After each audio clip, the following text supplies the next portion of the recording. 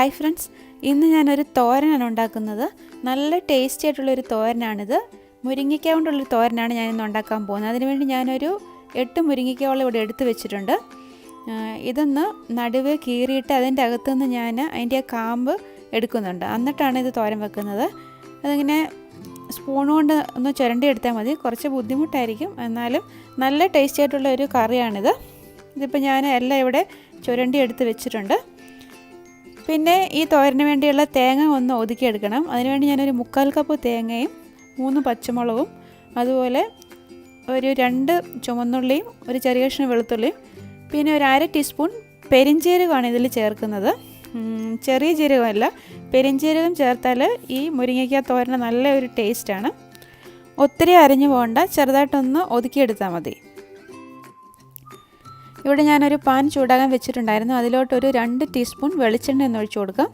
വെളിച്ചെണ്ണ നന്നായിട്ട് ചൂടായിട്ട് വരുമ്പോഴത്തേക്കും അതിലോട്ടൊരു 1/2 ടീസ്പൂൺ കടുക് ഇട്ടൊന്ന് പൊട്ടിച്ചെടുക്കണം.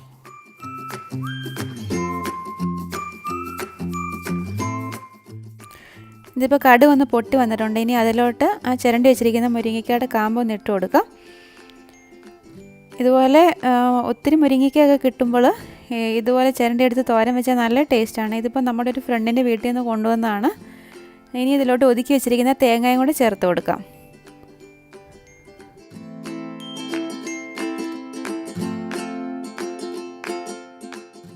പിന്നെ ഇതിലോട്ട് ഒരു 1/4 ടീസ്പൂൺ മഞ്ഞൾപ്പൊടിയും ആവശ്യത്തിന് ഉപ്പും കൂടെ ചേർത്ത് കൊടുക്കണം.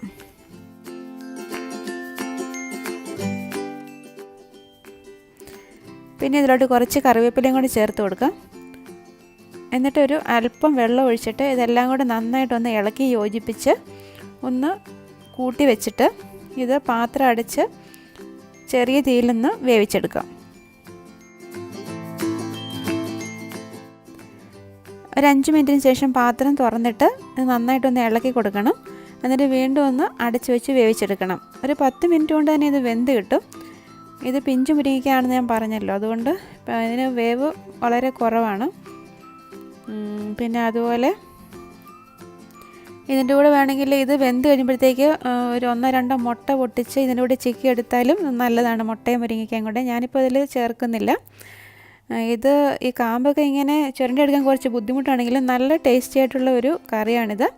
ഇതിൻ്റെ വീഡിയോ നിങ്ങൾക്ക് ഇഷ്ടമായെന്ന് വിചാരിക്കുന്നു. വീണ്ടും നല്ലൊരു റെസിപ്പിയുമായി കാണാം. Thanks for watching Hannah's recipes.